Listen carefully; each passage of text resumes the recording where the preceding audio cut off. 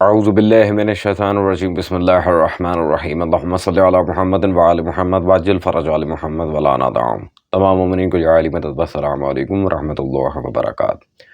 سامعین محتشم، رجب بٹ کے لمبے چوڑے سین کے بعد اب ایک نئی چیز ہمارے سامنے آ گئی ہے ماشاءاللہ سے. گو کہ میں اس بیچاری ننی منی کاکی کو جواب نہیں دینا چاہ رہا تھا، لیکن بہت سے مومنین برادران اور خواہران نے اس پر مجھے انسسٹ کیا کہ شاہ جی آپ کائنڈلی اس پر ایک رپلائی تو ریکارڈ کریں تاکہ اس بیچاری کو ذرا پتہ چلے کہ یہ بلا وجہ ہمیں جن پنگوں میں پھنس رہی ہے اس میں اس کا پھنسنا بنتا نہیں ہے.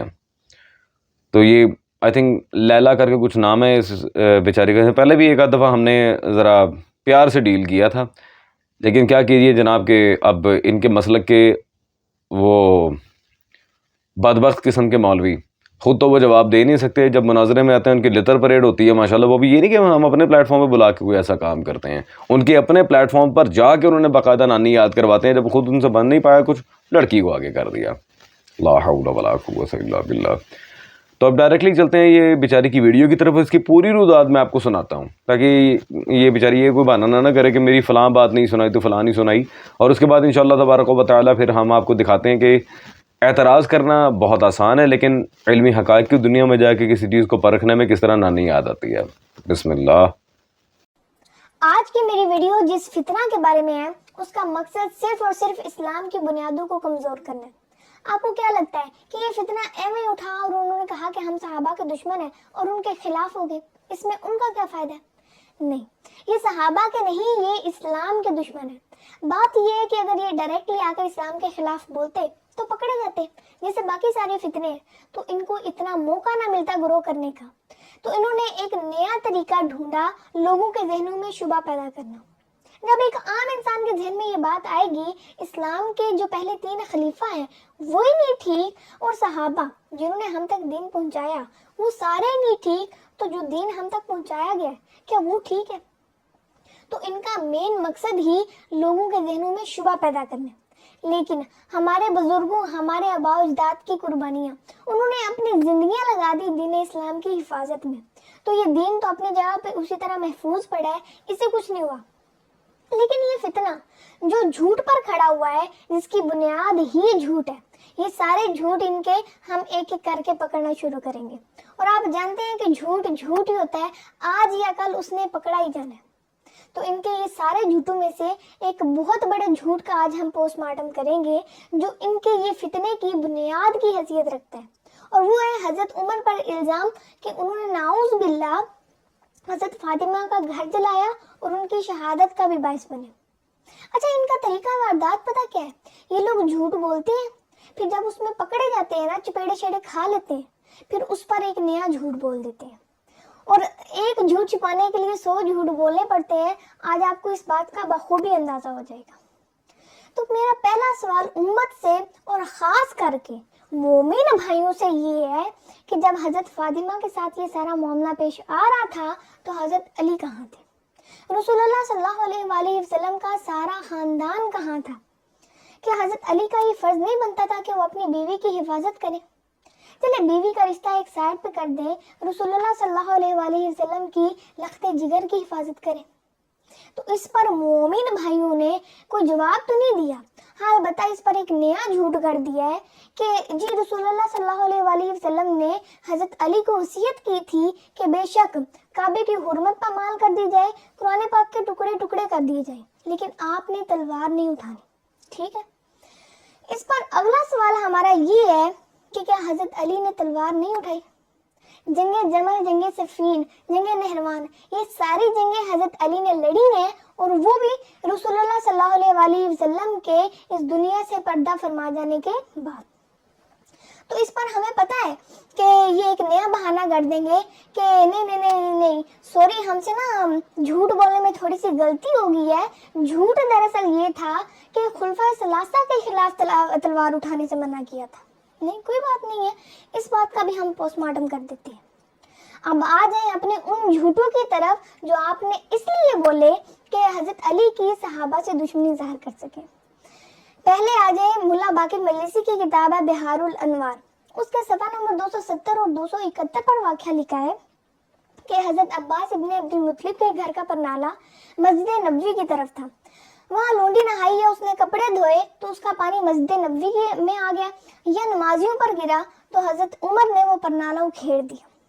جب حضرت علی کو اس بات کا پتہ چلا تو انہوں نے وہ پرنالہ دوبارہ لگا دیا اور فرمایا کہ مجھے اس صاحب ممبر اور صاحب قبر یعنی رسول اللہ صلی اللہ علیہ وآلہ وسلم کے حق کی قسم ہے کہ اگر دوبارہ کسی نے یہ پرنالہ اکھیڑا یا اکھیڑنے کا حکم دیا تو میں علی اس کا سر قلم کر دوں گا. جی جناب, پرنالے تے تو لے رہی ہے لیکن بیوی رسول اللہ صلی اللہ علیہ وآلہ وسلم دی شہزادی نو شہید کیتا جا رہا ہے, اوتھے وصیت ہے. یہ گل مجھے بالکل بھی سمجھ نہیں آ رہی. آگے آ جائیں جی, کتاب الاحتجاج ہے تبرسی کی, اس کی جلد نمبر 1 صفحہ نمبر 242 پر لکھا ہے کہ ایک دن حضرت علی نے حضرت خالد بن ولید کو پکڑا اور زمین پر دے مارا. لوگ جمع ہو گئے اور حضرت عمر نے کہا کہ مجھے رب کعبہ کی قسم ہے یہ علی تو خالد کو قتل کر دے گا. پھر لوگوں نے منتیں ترلے کیے اور رسول اللہ صلی اللہ علیہ وآلہ وسلم کے واسطے دیے, پھر آپ نے حضرت خالد کو چھوڑ دیا. جی جناب, وصیت نہیں نظر آ رہی بالکل بھی. آگے آ جائیں, ملا باقر مجلسی کی کتاب ہے حق الیقین, اس کے صفحہ نمبر 266 پر لکھا ہے کہ ایک دن حضرت علی نے حضرت عمر کو پکڑا اور زمین پر دے مارا. ان کی گردن موڑی اور چاہتے تھے کہ ان کا سر قلم کر دیں, لیکن پھر انہیں چھوڑ دیا. وصیت جناب, وصیت. اب اسی کتاب کے اگلے صفحے پر آ جائیں, لکھا ہے کہ ایک دن حضرت علی نے تلوار نکالی اور حضرت خالد بن ولید کو قتل کرنے ہی والے تھے کہ حضرت خالد نے پھر معافی مانگنی شروع کر دی, جس کی وجہ سے آپ نے انہیں چھوڑ دیا. اب یقین کریں کافی دیر ہو گئی ہے, مجھے وصیت بالکل بھی نظر نہیں آ رہی.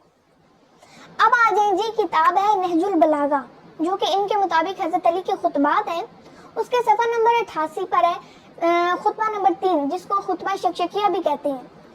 لکھا ہے کہ میں نے خلافت کے آگے پردہ لٹکا لیا اور اس سے پہلو تہی کر لی اور سوچنا شروع کیا کہ اپنے کٹے ہوئے ہاتھوں سے حملہ کروں یا اس بھیانک تیرگی پر صبر کروں جس میں سن رسیدہ بالکل ضعیف اور بچہ بوڑھا ہو جاتا ہے.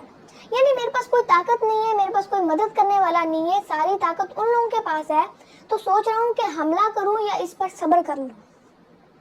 آگے آ جائیں جی, ملا باقر مجلسی کی کتاب ہے حق الیقین, اس کے صفحہ نمبر 288 پر لکھا ہے کہ اگر میرے پاس 40 ایسے لوگ ہوں جو باوفا ہوں تو میں تلوار لے کر حضرت ابو بکر کے خلاف کھڑا ہو جاؤں. دیکھو بیٹے تیرانی, دیکھو میری بات سنو بیٹا, آپ نا غلط جگہ آ کے پھنس گئے ہو. آپ کو ابھی پتہ نہیں ہے کہ شیعان علی کے پاس کتنے تگڑے قسم کے جواب ہیں اور کتنے حواس ربا قسم کے ان کے پاس عبارات ہیں آپ ہی کے گھر سے.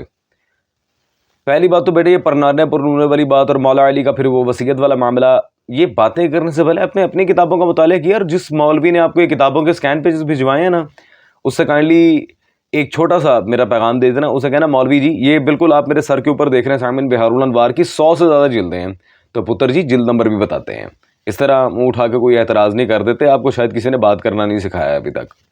ہاں تیرانی, آپ کا بیٹے ان چکروں میں پڑھنے کی کوئی آپ کو ضرورت نہیں ہے. اگر ایام اذان نہ ہوتے تو بالآخر آج میں آپ کو بتا کے جاتا کہ ہم نے کبھی خواتین پر وار نہیں کیا علمی لحاظ سے, لیکن الحمدللہ سیرت علی پہ اگر چلیں تو ہمیں اس پہ کوئی منع بھی وارد نہیں ہوئی. ہاں جی, ہمیں جنگ جمل بڑے اچھے طریقے سے یاد ہے آج تک, اور یہی جنگ جمل کا کیڑا تھا جسے الحمدللہ کوفے پر تسلط حاصل کرتے وقت مختار ثقفی نے جس طرح پٹ کے پھینکا تھا نا, سلام اللہ تعالیٰ علیہ, اس کی چیزیں آج تک بلند ہیں.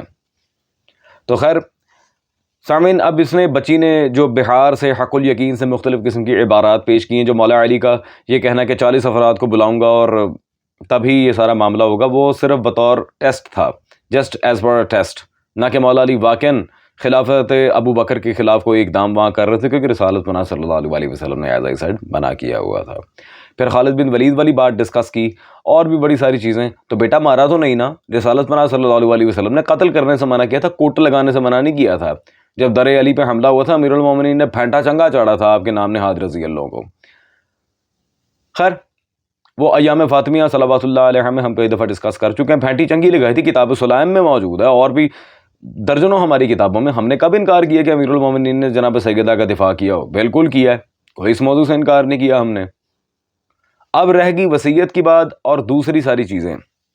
تو آئیں جی, سب سے پہلے وصیت کی جانب تو شیعہ مذہب کے خلاف لکھی گئی آپ کے امام الہند شاہ ولی اللہ محدث دہلوی کی ازالۃ الخفا جلد نمبر 4 ہمارے پاس ہے. اس طرح بیٹا کتاب دکھا کے بات کرتے ہیں, انے و ہوا میں تیر نہیں چلاتے. صفحہ نمبر 504 میں, جلد 4 میں وہ واضح یہاں پہ اسی وصیت رسول صلی اللہ علیہ وسلم کو نقل کرنے کے بعد کیا کہتے ہیں, علی سے انہوں نے نبی صلی اللہ علیہ وسلم سے کہ آپ نے فرمایا کہ آئندہ امارت کے امیدواروں میں اختلاف ہوگا, اگر تم سے ہو سکے تو بچے رہو تو ایسا کر لینا. پھر حضرت صلی اللہ علیہ وسلم نے بہت سی حدیث میں جو متواتر ہیں اور متعدد اسناد سے روایت کی گئی ہیں بیان فرما دیا کہ امت حضرت مرتضیٰ صلوات اللہ علیہ پر جمع نہ ہوگی. سامعین محتشم, نبی صلی اللہ علیہ وسلم اس امت کا گندا چہرہ پہلے سے ہی بتا چکے ہیں, اور یہ وصیت کی جو آپ نے چیخیں مارنا شروع کی نا تیرانی, یہ الحمدللہ متواتر روایت ہے. پڑھیں ازالۃ الخفا پڑھیں نا پتر. اب شیعہ مذہب کے خلاف لکھی کتاب سے آپ کو ہم جواب نہیں دیں تو پھر کون سی کتاب سے دیں؟ اور رہ گیا جھوٹ جو آپ لوگوں نے بونگی مارنا شروع کی. بیٹا میری بات سنو, اگر ہم اتنے ہی جھوٹے ہیں تو پھر آپ ہم سے دین کیوں لیتے ہو, وہ بھی میں بتاؤں گا کس طرح لیتے ہو. پہلے ذرا جھوٹ اور سچ کے سارے رزمیوں کو امیر المومنین کے میزان میں پرکھیں. آپ لوگوں کا ایک عقیدہ ہے نا کہ رسول اللہ مولا علی کو خلیفہ نہیں بنا کر گئے صلی اللہ علیہ وسلم صلوات اللہ علیہ. چلو آپ کے اسی عقیدے پہ رہتے کہ الزامی پھکی میں دیتا ہوں, پھر دیکھتے ہیں جھوٹ کہاں ہے اور سچ کہاں ہے. یہ آپ کے حافظ سیوطی کی کتاب ہے تاریخ الخلفاء, ٹھیک ہے.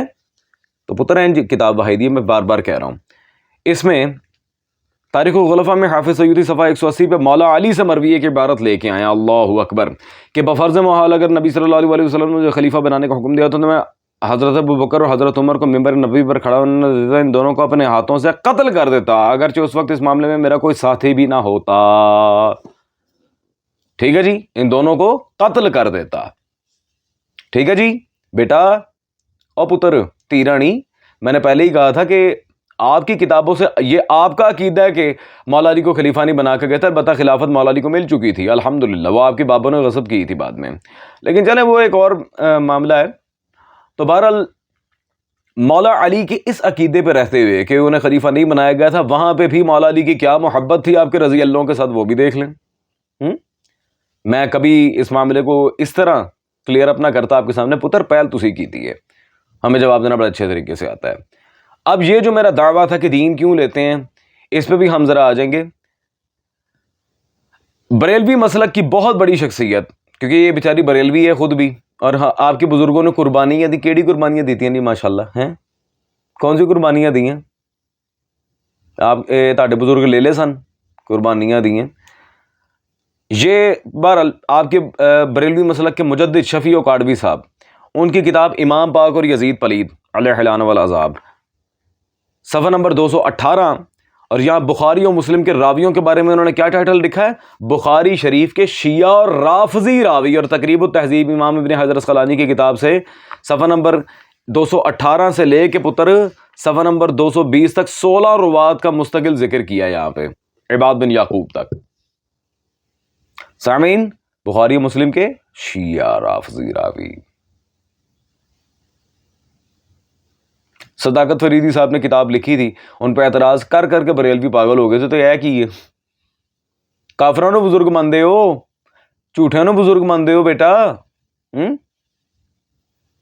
رہ گئی آپ کے جو آخری پوائنٹس تھے, بزرگوں نے دین دیا. بزرگوں, وہ بزرگوں ہیں یا بزرگوں ہیں, ابھی میں آپ کے سامنے وضاحت کرتا ہوں.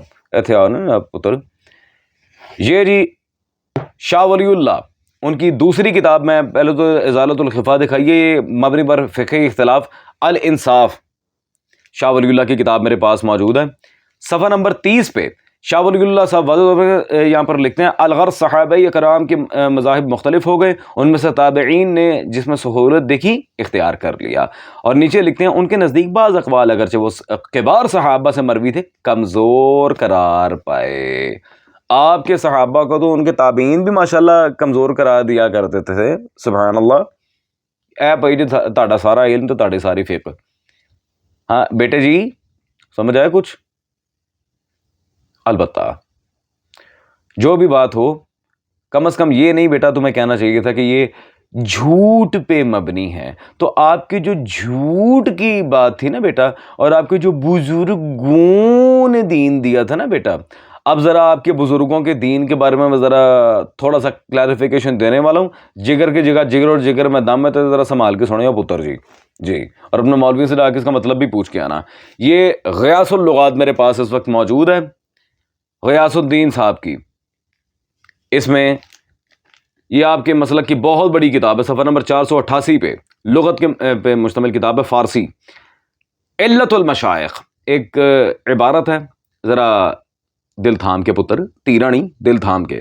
لکھتے ہیں بیماریست, یہ ایک بیماری ہے. اور کیا بیماری ہے جی؟ الحفیظ واللمان در مقعد بازی پیرون خارش پہید ہمیشہ بعد. آپ کے بعض پیروں کے نا پچھواڑے میں کیڑا تھا, ہاں, پچاک پچاک کروانے کا. ہاں جی, اب اس سے زیادہ صریح الفاظ میں, بلکہ اشارتاً سامعین گرامیہ قادر, اس سے زیادہ اشارتاً میں اس بات کو اب نہیں کہہ سکتا. میں رقیق الفاظ استعمال کر سکتا تھا اور عریاں ترجمہ کر سکتا تھا اس عبارت کا, در مقعد بازی پیرون خارش پہید ہمیشہ بعد, لیکن نہیں, وہ سوٹیبل نہیں رہے گا. تو یہ پچاک پچاک کیا تھا؟ آپ کے پیروں کو کس چیز کی کھرک ہوتی تھی؟ یہ جا کے آپ اپنے بزرگوں سے پوچھ لیجئے گا, اور آپ کے جو علماء زندہ ہیں نا, ان سے جا کے پوچھ لیجئے گا. ہاں جی, انشاءاللہ تبارک و تعالی ایک ایک چیز پہ تفصیل سے آپ کو وہ بتائیں گے. اور بلکہ جا کے نہیں, فون پہ ہی پوچھ لیجیے گا پتر جی, ایویں کتنے چنڈا چنڈا نہ کھا لینا انہوں کو. ایام عذاب بچا گئے تمہیں بیٹا, ایام عذاب بچا گئے. ورنہ ابھی تک میں نے رضی اللہ سے شروع ہونا تھا, رضی علیوں تک چلا جانا تھا. چلو بہرحال دھیان نال پتر, شیعہ مذہب پہ اعتراض نہ کرو, بہت ڈاڈا کام پڑ جائے گا. جا شاباش, چھٹی کر.